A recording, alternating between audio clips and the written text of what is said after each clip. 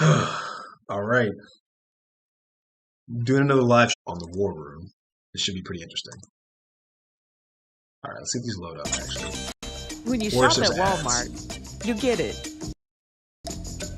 You can spend a little less and make your dorm. All right. So, I heard about this thing called the War Room that Andrew Tate does. And to me, it's actually quite fascinating.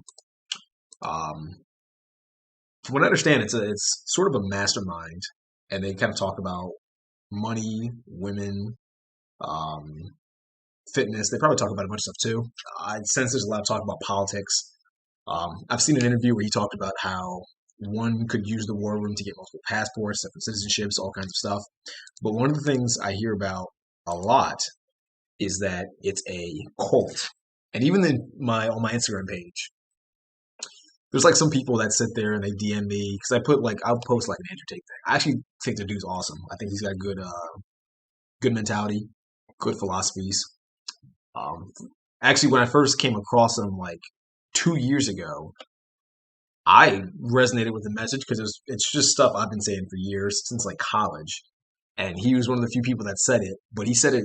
I try to be nice with the way I say things, and I try to like be careful about what I say, when I say it, who I say it to, and the level to which I get into it. Just because my goal is never to really offend people. It's depending on the person. Some people can't really take a certain level of truth. Some people don't like certain opinions, and I completely understand that.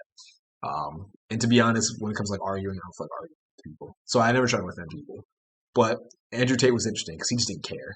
He just said whatever he wanted, and that made it a lot more interesting. So that's why I like everything he said. That's kind of why I vibe with the dude. I think he's awesome. But we're gonna go ahead and watch this video and react to it and just see what this is talking about. Because I saw that this guy thought that I saw a few videos saying how he was a cult. I know like Hassan did one. I might react to his too. I don't want to take too much time today, but let's check out these at least one video and we'll see what happens. Oh, let me unmute this. Give their bodies to you, give up their lives for How you, long is this? consider you God, 10 minutes. and will kill.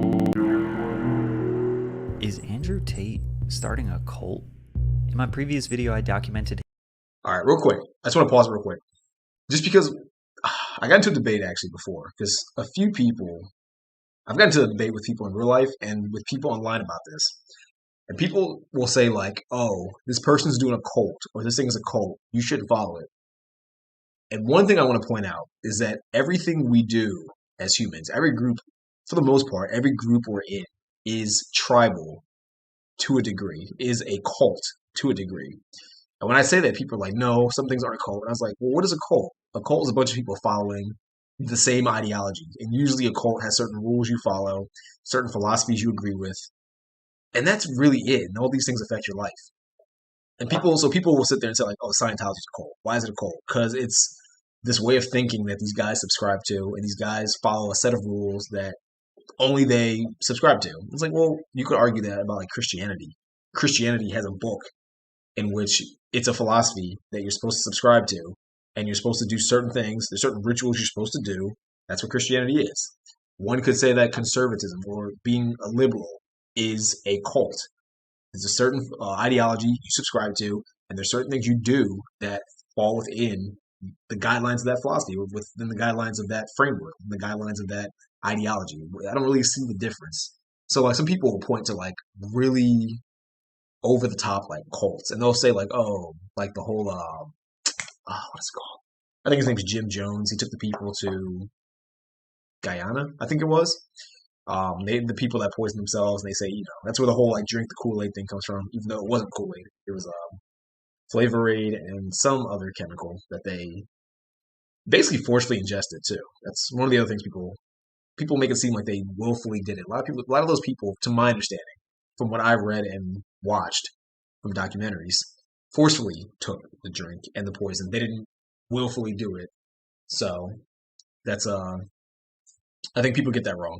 But to me, it's like every cult you follow certain ideologies or certain philosophies. I don't really. So even if he has a cult, Andrew Tate, it's like, okay, who cares?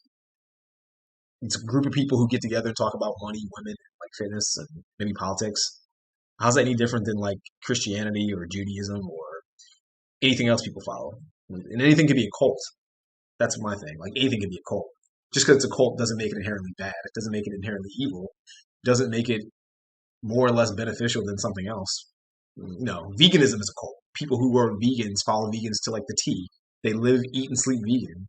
People who do CrossFit, that's a cult. People who, are CrossFitters, eat, sleep, and drink CrossFitters. They don't shut the fuck up about CrossFit. So I don't really see the difference. So that's my short rant about cults. His whole life story, and during that I came across a clip that kind of shook me. I think it's good for me to be able to say, look, I have 110,000 people who like me, who are my fans, for example, who would help me if I ever asked for it, not that I ever would, who agree with my worldviews, but they're being taken seriously because they also have financial means. If they're complete brokies, nobody gives a shit. So isn't that what a cult is? When you hear him say that, and then you realize he's openly supported other cult leaders like Joseph Kony. And the reason I got this t-shirt made is because I have a lot of respect for Kony. Now I know, okay, he's a warlord, whatever. But Kony is a G. And he has even praised the infamous German dictator. Everything must happen instantly, quickly, fast, speed, attack. Hitler conquered Europe with blitzkrieg. You need to go quickly. Then you realize he now has over 130,000 people paying him every month, essentially for his advice. But above all else, he has a secret organization called the War Room, a network of members with varied expertise which allows them to exert influence globally. They congregate in real life, with the ultimate goal of achieving freedom in a world of slavery. This slavery is just beginning. They're trying to reduce you to a QR code, and they are looking for people who blindly comply. This is why they make these mandates. The mandate is designed to purge the ranks of anybody who is not a slave. This world of slavery is what he calls the Matrix, which kind of is just anyone who participates in the confines of today's society. When I talk about the Matrix, I'm talking about the systems which have been created by society, which are deliberately designed to enslave. In this Matrix, we're used for our efforts and our energies. And you're existing inside of a system which is deliberately rigged to make the rich richer and for the poor to stay poor. The best thing to do is to understand the rules of the game and find a way to win. So is it possible that Andrew Tate is doing a 2022 version of convincing people to believe in his worldview and worshiping him, then funneling them into a secret group to control them even more? Then once he has that control, well, we don't really know what he's going to do next. But he is going to do something based on what he said here. You're trying to keep up being like as viral as you are forever? This is stage one of a 3-step plan. So I'm going to be viral for a little bit longer, then step 2 begins. The conquest is continuing. I started doing research on cults, how they form, how they operate, how do members join, then research on cult leaders. How do they act? How do they recruit? How are they successful and unsuccessful? And before I give you this example, think about Andrew, the War Room Network, and how he thinks everyone is living in the Matrix. At Novavax, we focus on vaccines. I hate ads. All right. Yeah. So far, I mean, nothing too extreme. I think it's very easy to take someone who's popular and who has a group and say, oh, that person's starting a cult. I haven't seen any, I don't know. He didn't get that deep into it yet. We'll see what the video says, how deep they get into it. But some dude that starts a group and you believe in what he says and you guys all work together doesn't make something a cult, in my opinion. Not like a bad cult.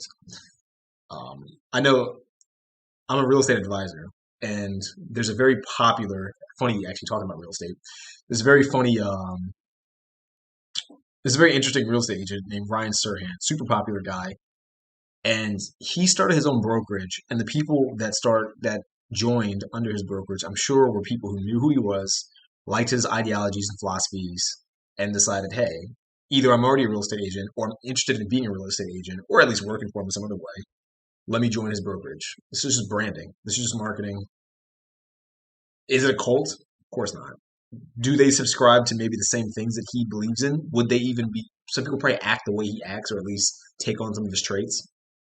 To me, it's just human nature. This is part of being like tribal. So, I don't know. Maybe I'm reaching. I am biased. I'll admit I'm biased. I like Tate. But I think people are quick to label something and make it kind of give it a negative connotation. And I think calling something a cult inherently has a negative connotation. When I feel like the reality, you could argue that many things in life are cults. So I don't know. That's my take on it. Once this ad goes off, we'll get the volume back on. Typically, cults start as religious groups, which slowly turn into something dark and sinister. For example, the People's Temple. Jim Jones was a Methodist preacher with a sizable congregation in Indianapolis. He began to perform faith healings. Many of his followers believed he had a supernatural gift. The church would be renamed to the People's Temple, and Jones warned his followers that he had received visions of a nuclear attack that would devastate Indianapolis. This led the church to relocating to Guyana and forming their own little town that we now know as Jonestown. In the beginning, everything seemed alright, just a group of people trying to make a community. Eventually, a US Congressman Leo Ryan led a fact-finding mission and went to Jonestown. While visiting, members of the People's Temple told Congressman Ryan they needed help and wanted to leave. Ryan quickly departed with 15 of those members. While boarding their plane, a truck of the cult members arrived at the airstrip and began shooting at the plane. Congressman Ryan and 4 others were killed that day. Later that same day, Jones, knowing that the US government would send the military to seize Jonestown, was quoted saying, "No way for us to die. We must die with some dignity." A drink mixture of Flavor Aid and cyanide was created and handed out to all members. Those who refused to drink were injected with cyanide via syringe against their will. In total, 909 inhabitants of Jonestown. Yeah, so this is what I was saying earlier. Oh, my bad. This is what I was saying earlier, though. The people, like, whenever I hear people, because usually when people bring up cults, the very first thing people think of is this cult of Jim Jones and the people on the island that killed themselves. And people always say, like, oh, they drink the Kool-Aid. But usually when they talk about cults, they make it seem as if people are brainwashed. And I do think that it is possible to brainwash people, kinda, maybe. But I don't think people are that stupid. I think a human's basic nature is to avoid death at all costs, for the most part. Obviously, there's some exceptions to the rule, but I think for the most part, all humans want to stay alive. So I remember when I heard the documentary, I was thinking to myself, like, how did all these people go to this island and just like willingly kill themselves? Like, what was he teaching them? And then I watched the documentary. There's a few documentaries, but I saw one on YouTube that I'm thinking of because it had people that were talking about their experience there. And when I watched, I was like, these people they didn't willfully kill themselves. Like, some did it out of fear because they didn't want to, and there's people with guns, and they're thinking, like, well, I'll either get shot to death or I'll drink myself to death. Drinking myself to death seems a lot less painful and a lot more pleasant, I guess, than getting shot to death by an assault rifle. So, I don't know. To me, it's like the whole idea of a cult. I don't know of too many cults. Not that I'm a big aficionado or researcher of cults, but I don't know of that many cults where people just willingly do things where they just do things that are stupid or dangerous to themselves, or I don't know. I don't know too many cults like that. To be honest, I can't think of any like that. At least where there's an objective sense of danger that they pose to themselves, or sense of danger that they pose to others that they weren't already going to do before they joined the cult, which I think is another part too. So I don't know. I don't want to rant too much, but let's get back into it. Died that day. Cults are structured like an onion. The outer layers consist of helpful, harmless, and agreeable information. As you get closer to the center, you find more unusual and evil ideals. Andrew started to gain traction by representing the ideals of right-wing conservatives on social media in a day and age where liberal ideals dominate the mainstream. In America, it's assumed the country is about 50% Republican and 50% Democrat, but most celebrities, companies, and mainstream media outlets identify as Democratic and liberal, so there is, theoretically, a huge part of the country that is being underrepresented. That's where Andrew steps in. People latch onto him and his ideas because he says the things that generally most Republicans or conservatives agree with. Doesn't that show how powerful the people behind all this shit are? Yeah. Do you know? Like, you've got Trump, who doesn't give a shit. It's a big fight we have ahead of us. You know? Yeah. And you've got the best soldier you could have as a president, and he's still struggling to get the wall built. He's still struggling. Still people, conservatives are being censored on social media. This is the outer layer of the cult onion. The second layer of the onion would be more of his controversial takes that divide people. The things he says or does where even his own followers might disagree. To get to the more shady and evil layers, if there are any, you would probably have to join the war room. He's extremely vague with what the war room really is. The War Room is a private network. That's the most I can say. Kind of imagine the Freemasons of old. What we do know is that the War Room is like the Freemasons, which some consider to be a cult. We know it's a secret organization. We know that members have to pay to be in it, as well as compete to prove their value to the organization. We know that people join because they fear being stuck in the Matrix, and the War Room will be able to protect them. We know they meet in real life. We only know 3 members of the War Room: Tristan Tate, this author, and this guy Iggy, who is the master of spells and shadows. According to his Twitter account, he is the greatest hypnotist the world has ever known. Can I just say, Iggy sounds like a straight G. Like, he sounds like an absolute G. Iggy, Master of Illusions. That's an earned title. You don't just get that title from being anybody. I'm curious to know more about this guy, Iggy. He seems like a straight G. Every other member of the War Room we can assume is just looked at as a number based on this video. So I want you to consider all of that while watching this video.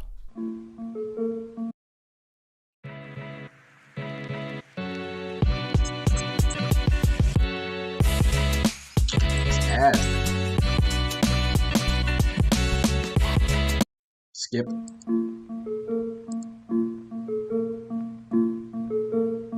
Don't you want to become a cult leader? Since the death of God, there's been a vacancy open. You could fill that void. Here's how. Establish front groups. We're a Bible study group. We're a management course. We're a meditation center. Hustlers University. Promise to fulfill their dreams. We have the secrets to self-improvement. Join our elite mission. You cannot. Okay, so this goes back to what I said earlier about cults. Isn't this everything? Like, isn't this every group that ever existed ever? They say like brainwashing, but if you already had similar ideologies in mind or similar like philosophies, would you not join a group that shares your beliefs or shares your philosophies or shares your end game or shares your goals? Like, to me, this is the same as every other group. You go to church because you want to have a good life and you believe in the afterlife and you want the afterlife to be good. So you go to church, maybe it's a Christian church and they preach, oh, if you do A, B, and C, if you believe in God and do whatever, you go to heaven. I know that sounds controversial to say that, but I think it's the truth. You believe in a certain politics because you believe you have a similar mindset. You believe that this group of people, the Democrats or Republicans, are going to give you what you want. You believe the Democrats will be more socialist in nature. I'm just throwing this out here. You believe they'll be more socialist in nature. You think they might make your life a lot easier. They might help you with taxes or give you housing or whatever. Maybe you lean more to the right and you're thinking, oh, this group of people, if I vote for this president, he'll give me tax breaks or he'll do this or he'll give me, whatever. I don't know. I'm just making a point. But the thing I'm trying to say is that all these points they're listing to me are so not vague, but you could attribute these to like every group that ever existed ever on the planet Earth. Like, you can make up a random group right now, and I'm sure all of these things fit. So I never truly understand, like, when people say something's a cult, they give it this like negative spin, and it's like, well, what's the difference between this guy who has a group and you call that a cult versus like a church versus politics versus school, even the school system? People, that's cultish to me. Some people hate the school system, like myself, and there's some people who love the school system and they will fight to defend it no matter what happens. No matter what the church, or not the church, no matter what the school system does, they'll fight to defend it. So I don't truly understand the difference. I don't know. Maybe I'm wrong. I'm curious to know. If someone disagrees, let me know what you think.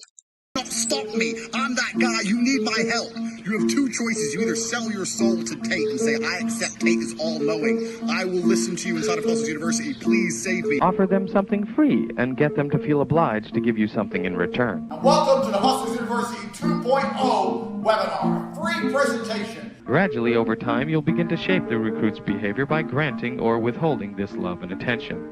After they've bonded, slowly start making your demands upon them. The message being, Nothing in this world has value unless it relates to the leader. If you have less money than me, even by a single cent, you're a fucking brokey, a wagey, a peon, a peasant, a nobody.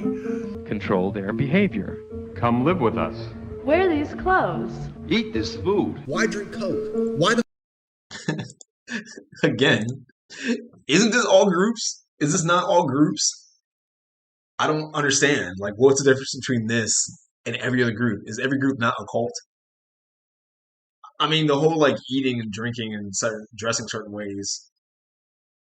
Not every group does that, but I made an argument earlier about schools, Democrats versus Republicans, vegans versus like and CrossFitters. Don't they all do those same things? If you go to a CrossFit gym, don't they all pretty much dress the exact same way? You know, isn't that the same?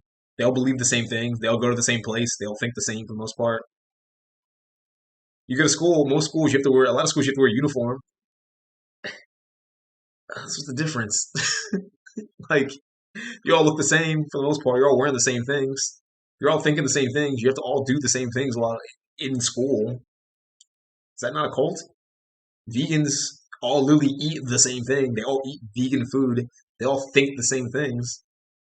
They probably dress similarly. I don't know for sure, but I imagine people who are willing to be a vegan probably have certain mindsets that cause them to dress certain ways. They probably all dress similarly.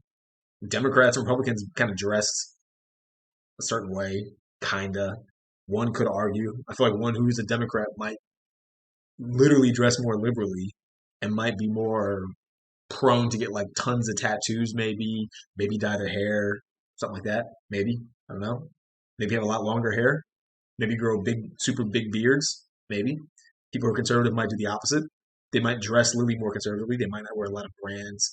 Maybe not a ton of tattoos, not always, but they might not. They might be less inclined to have a lot of tattoos. Maybe. I don't know. I'm just saying. These arguments to me are a bit loose. Either everything's a cult, or cults aren't that bad. And I'm more of a person that think that. I don't know. It's a weird argument, but I think that most things are cults, and I think that most cults aren't bad. It's my viewpoint. I don't know. We'll see.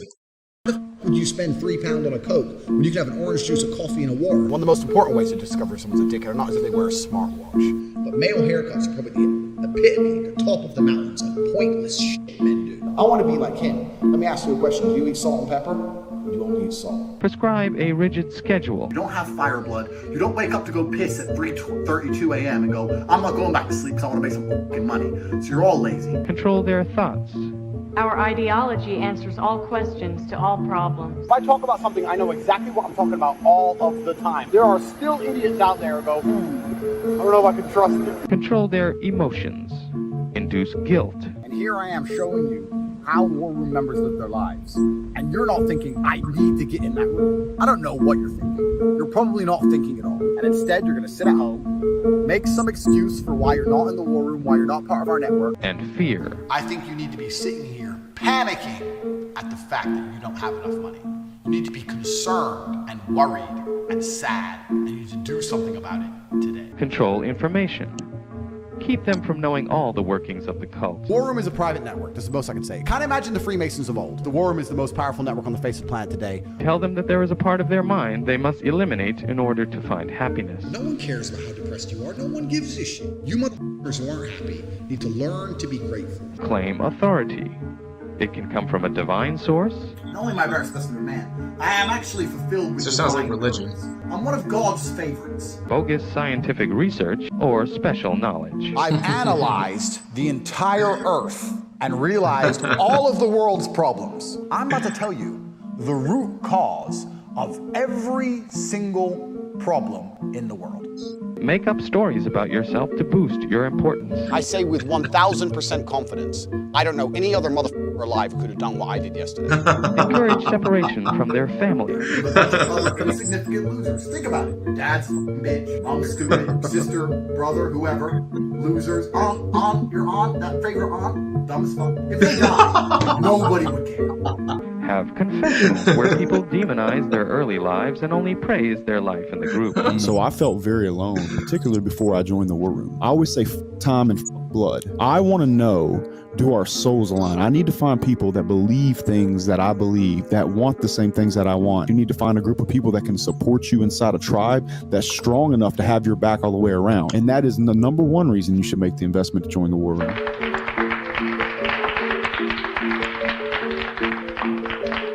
But don't be stupid about it. Start slowly. A good con man takes a little bit of truth and a lot of lies and pulls the wool over the eyes of the ignorant. This is stage one of a 3-step plan. So I'm going to be viral for a little bit longer, then step 2 begins. The conquest is continuing. Why is it your grocery order arrives the second you remember everything you forgot to order? All right, so I can't skip it. But what I'm gonna say,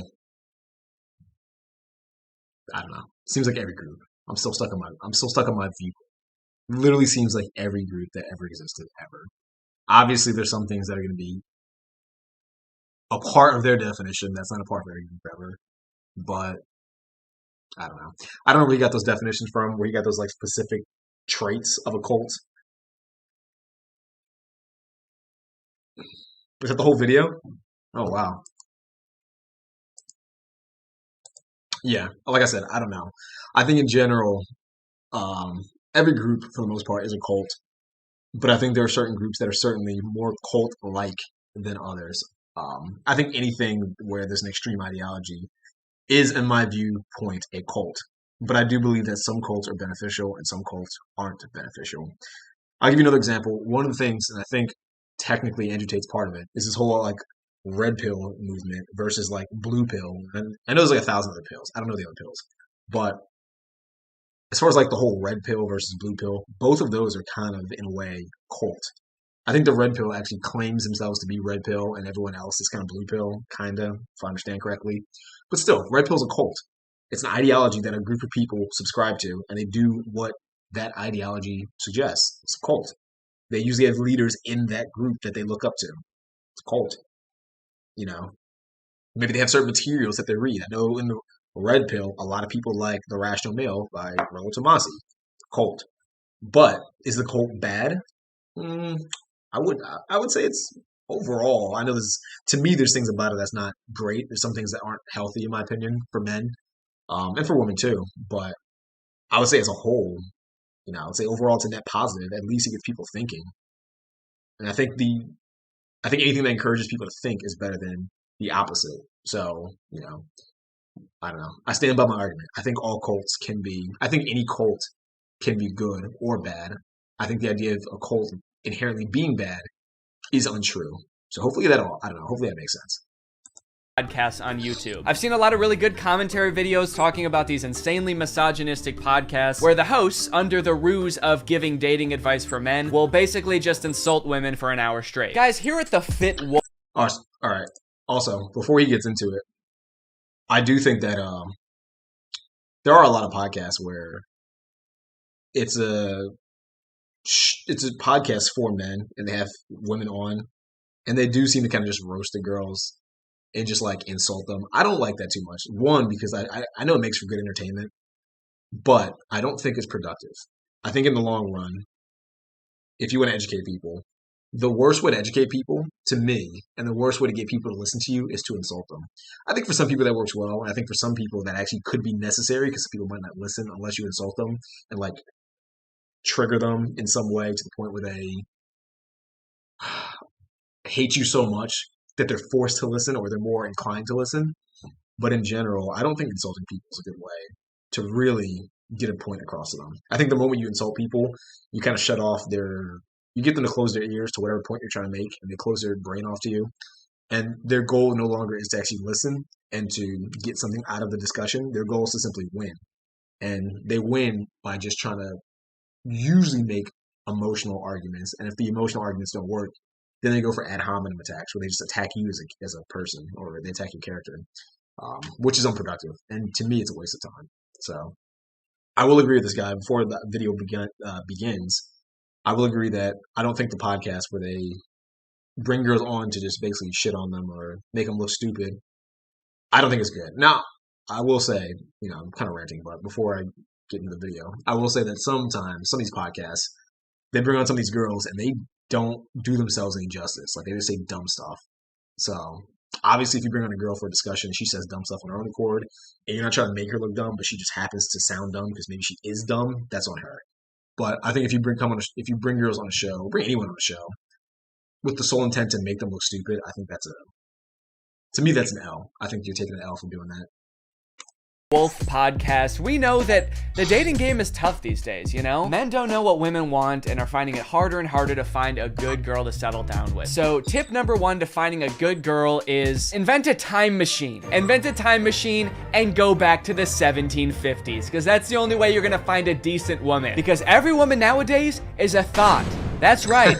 Every single Michelle out there that I used to date a month ago is a thought. They get mad at the dumbest things, like saying that women have no inherent value and their only purpose on this earth is to bear my children. And they forget to turn off location sharing even though they broke up with me a month ago. Michelle, I know you're over at my friend Brandon's house right now. I'm outside. But I think I might have found something that takes things one step further. I saw this video on Reddit the other day that's a trailer for something called The War Room. And instead of being a podcast for these like alpha male, misogynist, entrepreneur type guys, this is a club for those same types of guys.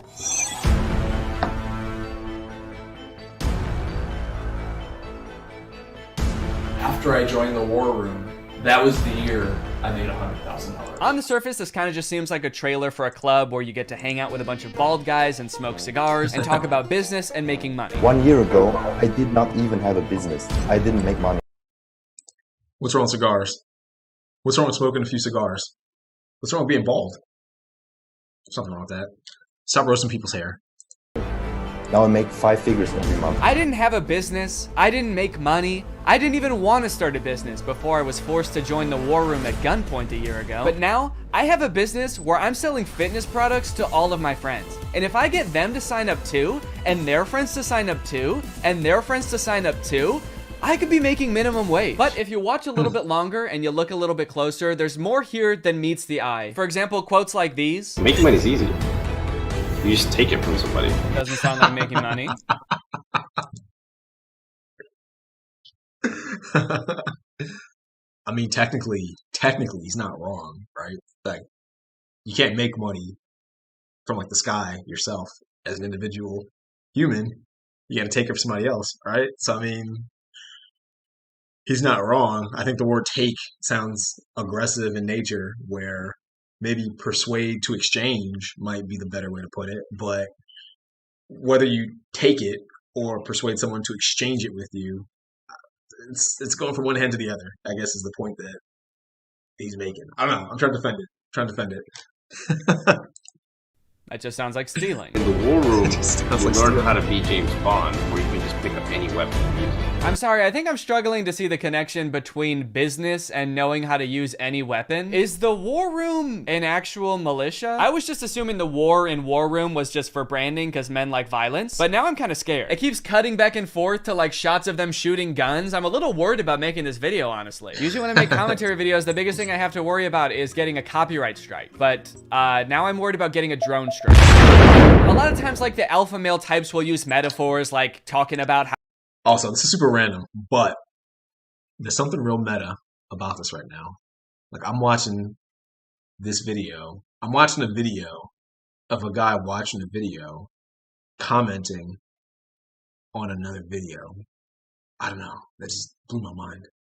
How we're like wolves, or like how love is like a war. So I assume this is like a metaphor, like business is like war and dating is like war. But the War Room is like war is like war. Get your gun, dude. We attack at dawn. A lot of people had a bad time in this place. I was not one of them.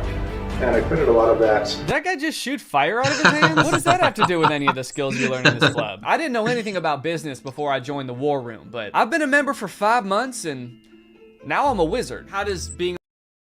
All right, let's be real. If I could join a club and shoot fire once I leave, would that not be worth the admission? Like, that'd be worth the price of admission, in my opinion. You teach me how to shoot fire, you got my complete loyalty forever. Being a wizard help you with business in any way? Does being magic help you organize your finances in some way? Yes. Who said anything about business? You did. That's what this club is about, isn't it? That's it. This interview's over. Okay, I'll stop. Pay me money. Give me money now. Definitely makes me want to join. You got dudes shooting guns, swimming, doing group exercises on a hilltop, watching other people gamble, smoking cigars. It kind of just seems like one super long bachelor party for men whose wives have already left them. And then at the end of the video, it gives you the URL to sign up. It says 54 countries, 1,000 members, and resist slavery. That's the last thing it says in the whole video. It says resist slavery, and then the video ends. And it's like, yeah, I will. I am. So I keep saying this club is about business because that's kind of what the trailer was implying. It's about like networking with all of these rich, influential people, making money, stealing it from people, using your magical powers to steal money from innocent civilians. But if you go to their website, there's not really any reference to business, which is confusing. And the description on their website says this: the War Room is a global network in which exemplars of individualism work to free the modern man from socially induced incarceration. Okay, but like, what do you guys do? Like, if I join, what do I get to do? I get you're gonna free me from socially induced incarceration, but what does freedom look like to you guys? Is it like, am I quitting my job to go to a cigar pool party? This package costs £4,000, and they have packages on their website that go up to £7,997. Do any of these guys not see the irony and being like, individualism rules, dude. Society is like jail. If you conform to society, that's like being in prison, basically. You're basically a slave at that point, while also being like, yeah, I paid $7,000 to join a club where everyone looks and dresses like me. I didn't want to be a stereotype, okay? So I joined a man club to smoke cigars and shoot guns. And that's sort of what makes me an individualist. It just feels like they're kind of playing the like, I'm not like other guys card. And I guess in some sense they're not like other guys because most guys can't bend the elements to their will like that one guy. But other than that, I mean, it's just like all the pictures are just guys hanging out in dimly lit clubs, doing military style drills. I don't know what's going on here. In case you're not sold yet and you haven't been convinced to join, let me read you a little bit more because the War Room's website.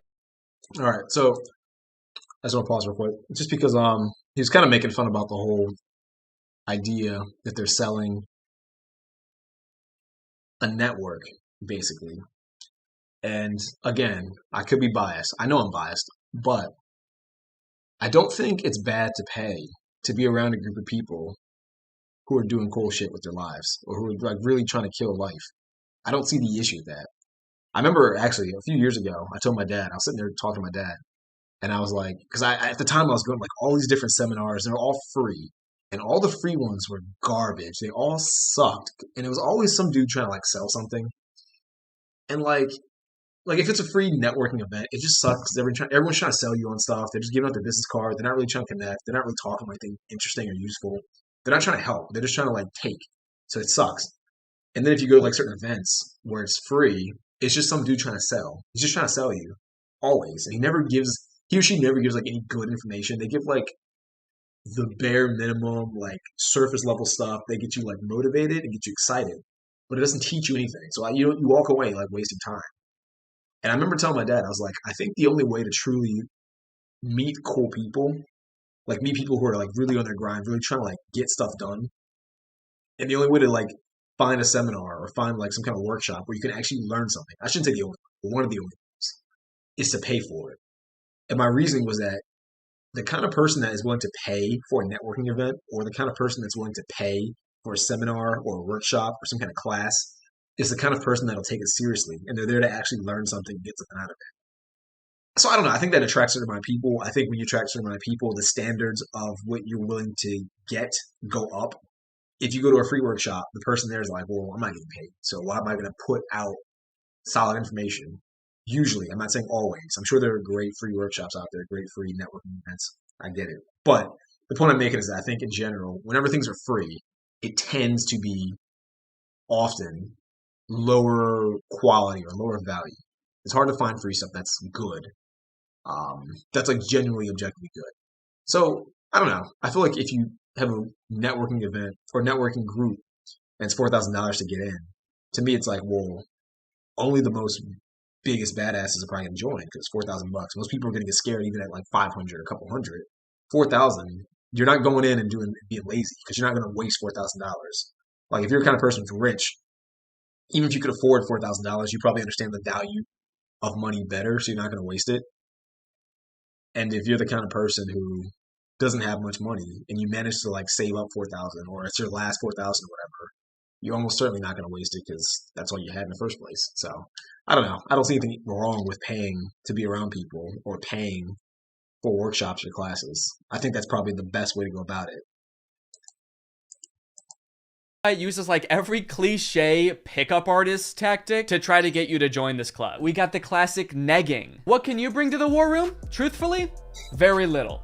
Probably nothing at all. You are not ready for the war room. You will not revolutionize what we built. If you had the capabilities we required, you would already be inside. What? They think I can't bring anything to the war room? They think I'm some kind of sucker who doesn't have my life in order and can't manage my money. I'll show them. I'm gonna take out a 4th mortgage on my home and I'm gonna join this club. We'll see how stupid they think I am then. They also use like the get it while you still can technique that's in like every as seen on TV commercial. This chance won't last forever. We will not hold this open for everyone. Soon, membership will close. The war room members and their sons will remain the closed wielders of global influence into eternity. Holy shit, dude. They're closing submission soon? I'll be right back, guys. I gotta go. I'm not doing this for me, okay? I'm doing this for my son. I guess my son gets to be in the club too if I join. I gotta go. Now, I don't have any way to look and see how long it said this on the website, but if I had to guess, I would guess that it's been on there as long as this website has existed. Why would they close submission? How does that make any sense? Do they want to stop making money? The founder of this club is like, whoa, I'm too rich, all right? That's one thing we teach in the war room is you can't have too much money. I mean, if this is like a militia, do they have enough soldiers? Is that why they're closing? Soon, 1,000 bald men wearing tightly fitting t-shirts will be storming the beaches. We can't wait around for you forever. So you might be wondering who the head of this club is, right? It must be someone like very rich and influential if he's expecting to get people to join just based on like the connections that you can get from the club, right? Well, this is where things get a lot more creepy.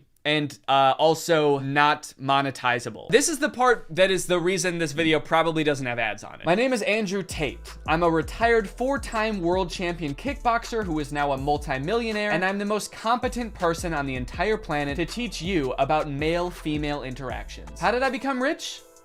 Webcam. Definitely gonna need him to elaborate on that a little bit. That's so vague. Mr. Bezos, please. You're the richest person in the world. Do you have any advice to young up-and-coming entrepreneurs on how to start a business and how to get rich like you? Book. Huh? Book. Need I say more? Yes, please say more. We literally have no idea what you're talking about. So you're probably thinking like, did this guy invent webcams or something? Is he like famous on Twitch or something? Is this Sapnap? I don't know. I've been running a webcam studio for nearly a decade. I've had over 75 girls work for me, and my business model is different than 99% of webcam studio owners. If you had to guess whether it's different because it's more All right, I'm sorry. I just noticed this. Is this like on the far left? Is this a picture of him? Is that, am I seeing it right? Like, it looks like it could be a picture of him in the corner drinking milk. That is interesting, to say the least. I'm sorry. I got distracted by that photo. By that poster. I was sitting there, I was like, is he drinking a glass of milk in his own room on a poster? On brand, like... creepy or less creepy than other webcam studios? What would you guess? Go ahead and vote down in the comments below, guys. Do you think this is gonna be creepy or no? Over 50% of my employees were actually my girlfriend at the time, and of all my girlfriends, none were in the adult entertainment industry before they met me.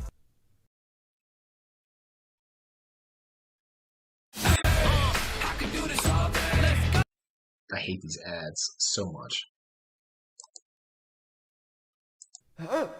My job was to get women to fall in love with me. Literally, that was my job. My job was to meet a girl, go on a few dates, sleep with her, test if she's quality, get her to fall in love with me to where she'd do anything I say. Holy shit, this is insane. And then he gets them to join his webcam empire where he gets them to do, you know, he gets them to get nasty on camera. I'm not a lawyer, but does this not... Does this not feel illegal? At the very least, this seems like insanely creepy. This feels abusive. It feels like he's just confessing to crimes. That's why I want you to join the war room, all right? You're gonna learn about making money, picking up women. You're gonna form a militia to protect me from an I don't understand how that's a crime, actually. I've heard that before. People say, like, he's sex trafficking. I don't understand that. Like, he's asking girls to be on webcam. They're doing it. How's that a crime? It's always weird to me because I feel like when girls do something on their own, it's empowering. But when a guy asks or suggests or in some way is responsible for a girl doing something, he's manipulating her, which to me is the strangest thing. Like, I don't understand that. A girl can do OnlyFans, make a lot of money, and she's super strong and independent and empowered. And I'm not saying that's a bad thing, but to me it's like, well, if she can do OnlyFans, which is webcam, it's the same thing, it's webcam, and make a lot of money, why is it empowering when she does it? But if a guy suggests that she does it, he's taking advantage of her, he's committing a crime, he's manipulating her, like, there's really no difference. The only difference is that some ad or her friend or something she saw online convinced her to do OnlyFans or webcam. And on the other hand, if Tate does it, it's just a dude suggesting it. And maybe he's managing her. I don't get it. Like, what's the difference? I don't know. Call me crazy. I don't know. It's just weird to me. International tribunal for my many crimes that break international law. For legal reasons, that was a joke, okay? I don't know if this is legal or not. So I guess what he meant when he just said the word webcam was that he's exploiting a ton of women online for his own personal gain. In hindsight, it seems so... See, like, that's what I'm saying. Like, whenever someone else tries to get a girl to do something, like if it's a guy, it's exploiting. But I feel like that word's used too much. Like, exploiting? How's it exploiting to tell a girl you can go online, get naked, and make a lot of money? What is the difference between a girl voluntarily doing it on her own, on OnlyFans or webcam, versus a guy suggesting she do it on OnlyFans or webcam? What is the difference? She's still doing it either way. Is she exploiting herself if she does it on her own? Like, he's not making her do it. I don't understand where that word exploitation, like, how's that exploitation in any way? It's like when people work a job, they're like, oh, if I work a job, my boss is exploiting me. Like, how? How's he exploiting you? Or she? How are they exploiting you?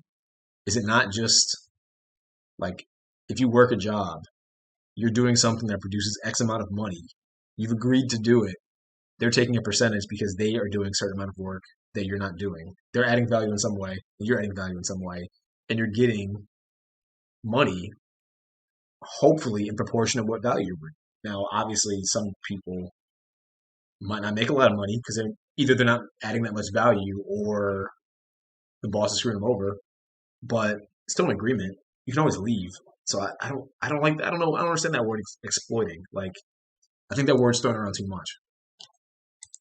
So obvious. How did I not guess that? Let's watch another promotional video for the War Room. This is on Andrew Tate's YouTube channel, and it's called The Matrix Predicted the Great Reset Explained. Basically, it's a video where this guy compares his life to the Matrix. We are living inside of the Matrix, and I am Morpheus. I know you're sitting thinking, why did Tate not decide he was Neo? Because Tate has all the Aikido and the masterful, nearly superhuman abilities. Yeah, I used to be a kickboxer, so I'm basically in the Matrix. Actually, the reason I take the War Room guys to the gun range so much is so they can shoot at me and I can dodge the bullets like Neo. It's like, okay, dude, if anyone here has superpowers in the War Room, we know who it is. And it is not you. And when I say we're living inside the Matrix, I'm not stating that with irony or as a joke. We are genuinely, actually living inside of the Matrix. The Matrix is real. Yeah, something tells me that even though he keeps saying literally, and this is not a metaphor, that it is a metaphor. Something tells me he's not literally saying that we're living in a computer simulation that's controlled by, like, aliens or whatever the Matrix is about. I actually haven't seen the Matrix.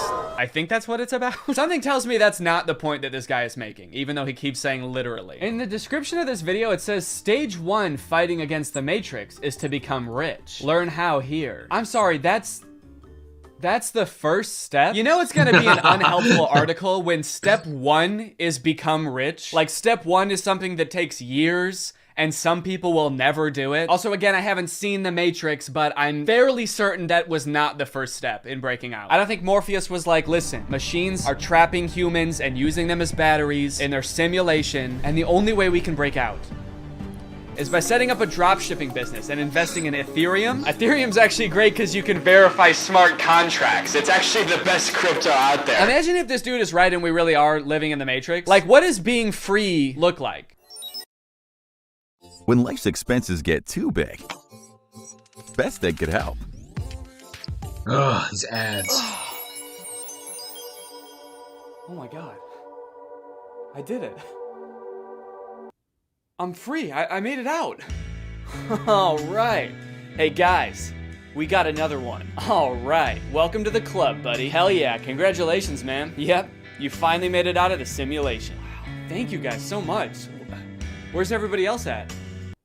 What do you mean everybody else? Yeah, the only other person here is my girlfriend who I'm scamming. Or I mean dating. Yeah, but I mean like in the whole world. Like there's gotta be more than just you guys in the real world, right? What the fuck, you don't like us? No, it's not like that. I mean, sorry, I was picturing there being more than just like 3 normal guys in a room when I exited the Matrix. Normal? What the hell, man? Yeah, we're not normal. Normal? We shoot guns and make money out here. Yeah, we're big into making cash out here, man. Did they do that in the Matrix? They actually do, yeah. Not the way we do it. Okay, how do you do it? Hey, you're stealing my shit! Okay, I'm just saying, all things considered, you guys don't really seem that different. Honestly, if anything, this seems more like a simulation than the world I was just in. How so? Look at you guys. You're all holding guns. All you do is talk about business. You guys are like NPCs from GTA. You all look like slight variations of the same sim. Are you guys sure this isn't a video game? All right, man, as if I'm gonna take advice from a beta-ass bitch like you anyway. I'm just saying. Okay, that was actually sick. You guys should have led with that. How was that not the first thing you guys wanted to show me? You know what, man? Get out of here. You don't belong here anyway. Yeah! What? Go! Get out of here! We don't want. This is a genuine question. This is a genuine question because I'm curious now. If you could have perfect accuracy with a gun, with any gun of your choosing, or if you could shoot fire from your hands, like magic, you just do like Doctor Strange, wave your hands and just shoot fire, which would you pick? I'm genuinely curious to know because I'm not gonna lie. As cool as having perfect accuracy would be, I feel like roasting people, literally, and I'm not saying I would actually roast people, maybe bad people, maybe like food. Like if it was like a chicken and I'm out in the wilderness, starving and hungry, I'd be like, psh, set them on fire, and then easy food, I'll never go hungry again. Always cooked meat. That'd be kind of cool. Tell me that would be cool. I feel like guns, you can actually learn to be accurate with guns. You don't need perfect accuracy with guns. But like shooting fire like Doctor Strange, like tell me that would be cool. Plus you'd be like the only one. Like I don't know. I'm curious to know what you would pick. Let me know. Want you. Yeah. Okay, alright, I'll go. Honestly, I'm actually not really sure how to get back, but if one of you show me, I will go. Get the fuck out of here, man. Get lost. Get son of a gun. Go. What are you still doing? Get out of here. Go. I feel like this is definitely a video game. How can I keep my husband? I want to keep him happy. And I think all the women listening too, they want to know the secret. I'll tell you the secrets. Men are biologically designed. We're evolutionarily hardwired to seek status. You want power, you want status, you want the fast car. You don't care about the car. You want everyone to know you have the car and they can't have the car. Right. If everyone had a Lambo, you wouldn't want a Lambo. So every single thing we do is status driven to some degree. It's true. Meaning the female we are with has to add status to our lives in some form. If you want to keep your man happy, you need to think, how do I make my man look better to the world? How do I make him look better in front of other men? What a bizarre take, dude. How to be a good woman? Make your man look good to other men. You basically need to be a wingman for your husband to pick up dudes. I hate arguments like this so much. Alpha dudes are always trying to bring up like what men are hardwired to do. What have men been evolutionarily designed to do? Here he's saying that like men are hardwired to seek status. Men want a Lamborghini. You know how every men want a Lamborghini because it's a status symbol. Even if it worked out that like evolutionarily that's something that is in men's nature, that doesn't make it good. You know what else is in our nature? Thinking sugar tastes really good. If you didn't tell someone, I feel like that's a weird argument. One, I don't believe in the whole idea of good and bad. I know it probably sounds weird, but I think in general, there's no such thing as good and bad. I think there are things that are beneficial on an individual level and on a group level. I think some things that are good on an individual level are bad on a group level, and I think some things that are good on a group level are bad on an individual level. I don't like the idea of good and bad, though, because I feel like that just doesn't exist. And I don't disagree that men seek status. I think everything men do is designed for status. Like, if we're really being honest, I think everything a guy does, for the most part. I can't, to be honest, off the top of my head, I can't think of anything a guy does, usually, that isn't arguably status related. Muscles, status. height, status, money. I mean, besides the whole idea of satisfying basic needs, I would say at the top is like status. Like, I'm not saying every guy automatically wants to be the highest of status, but I would say to a degree, I think most men do seek out a form of status. I think that's why a lot of kids play like video games all the time, like male kids. And they try to rank up because they want status. There's no point in being like the top Call of Duty player. It's just status. Like, you don't really get much out of it. And people were doing it before, like professional gaming was a thing, so you can't argue that it was to get money. But even if you did argue it's to get money, usually guys want to get money to get girls, and girls are attracted to status. So I would still argue that no matter what, it all comes down to status. So I don't know. I wouldn't disagree with that. And I wouldn't argue that it's a bad thing either. Like on a group level, maybe you having status doesn't help the group, but who cares? I don't know. Maybe I'm weird for thinking that way. I don't know. That sugar was bad for you, they would think like, oh my god, this is the best thing in the world because it tastes really good. If you put 10 pounds of candy in front of a caveman, he would eat all of it and then he would throw up and then he would die probably because he's never eaten that much sugar before. But hey, I guess that's just kind of what he was hardwired to do. So if you want to be a good cave wife, you got to go out there and you got to get your man as much candy as you can find. I think the hardwiring thing too is a bit weird because I don't know. Like, I'm trying to think. Like, the hardwiring thing to me is you're hardwired kind of to do things to a degree that kept you alive and that allows you to evolve. You know, maybe I'm incorrect. Maybe someone watches this, they'll disagree. But he brought up the whole sugar thing. He's like, well, sugar's bad for you. But the way I see it, back as humans were evolving, sugar wasn't bad for you because it was scarce. Because you could eat sugar and it'd be empty calories. The way, if I understand correctly, and the empty calories will keep you alive longer than average food would.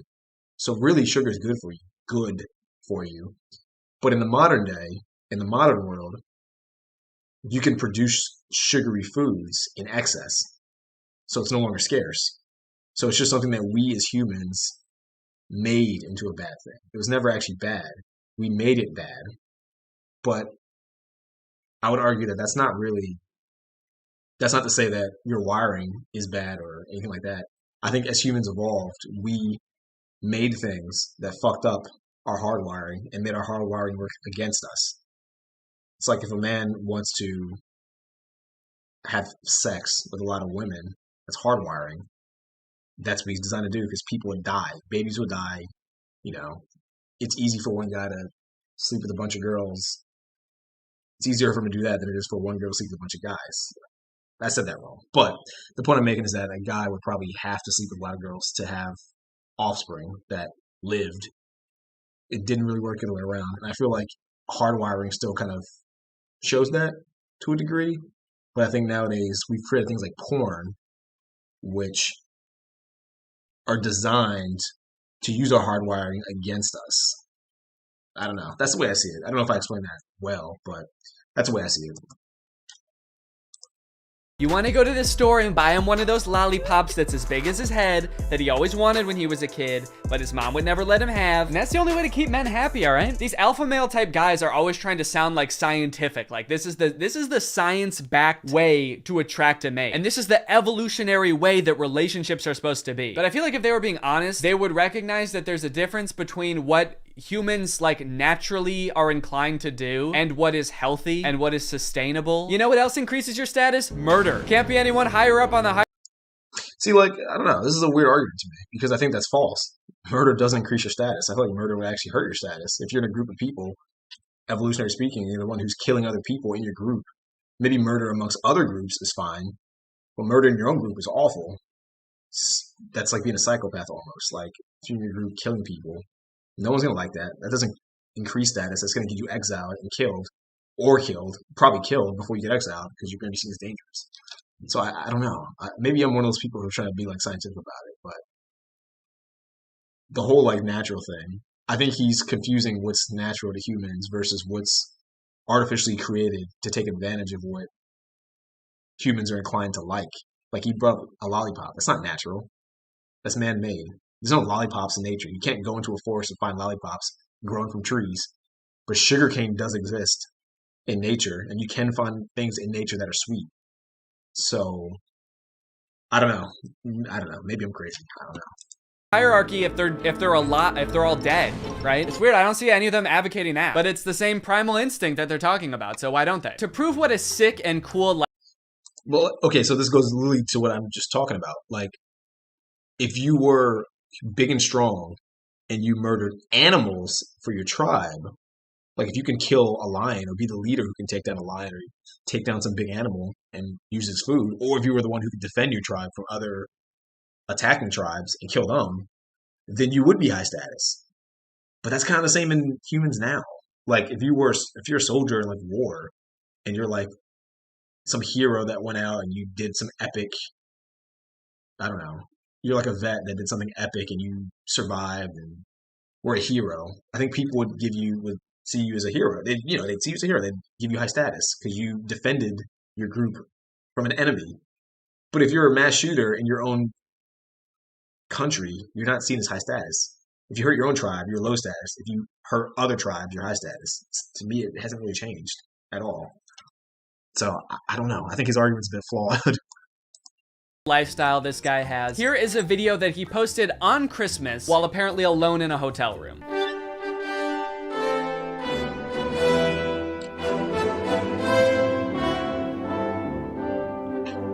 Merry Christmas. I think a lot of people have the wrong idea. They look at me and they go, you hear about that Tate guy, you know, he's a 4-time kickboxing world champion, he's tall, he's strong, he's smart.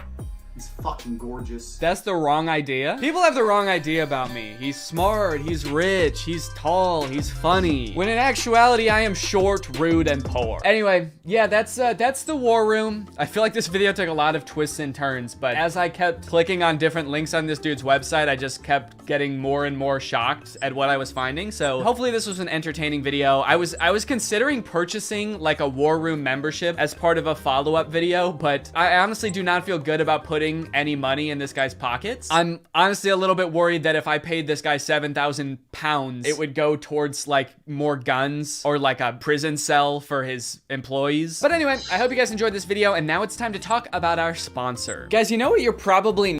All right, we're done with that. Yeah, I don't know. Interesting video. I will say, I'm still thinking about his last comment. I think a lot of people, man, they confuse, I think, what's natural versus what's artificial. And I feel like understanding the two is important. Like, I can't get over that lollipop example. Like, obviously, a lollipop is not man-made. It is man-made. It's artificial. It's not natural. It's not created in nature. Something that we created to profit, to take advantage of humans' natural urges or natural proclivities or inclinations. And I think that's what most products do anyway. I would argue that. I would argue that you can name any product. And in some way, shape, or form, it's taken advantage of something that humans are naturally inclined to either do or want. So, I don't know. Him talking about like, oh, the idea of men wanting status doesn't make it good. It's like, well, it's not good or bad, but it did keep us alive. And it served a very specific purpose, in my opinion. I don't particularly see an issue with that. I do think that some things, because in the modern day, might be taken to extremes. And I do think that capitalism, to a degree, and us creating certain products might make it negative to an extent. Might make our desire for those things negative, or might take advantage of our desires, which is ultimately negative. But I don't know. If I hear some dude say, "Oh yeah, you know, I like a girl because she increases my status," it's like, well, it's not really true. It's not false. It's not false at all. That's literally what it was. I'm sure the pharaohs, you know, had certain types of girls around as concubines or queens or whatever because it helped increase their status, helped maintain them, keep them in a position of authority. I'm sure that's how all humans or animals closely related to humans functioned throughout all of time, you know, at least for the most part, most of the time. I don't know. So I don't want to rant too long. I'm going to end the video here. Thought it was interesting. No, he didn't. The other guy didn't make a good point, in my opinion, about the war room being a cult. I think I do think it's culty, but I don't think it's any more culty than anything else, any other group or organization that existed ever. I think every organization and group, to a degree, is a cult. I think they all more or less follow the same rules.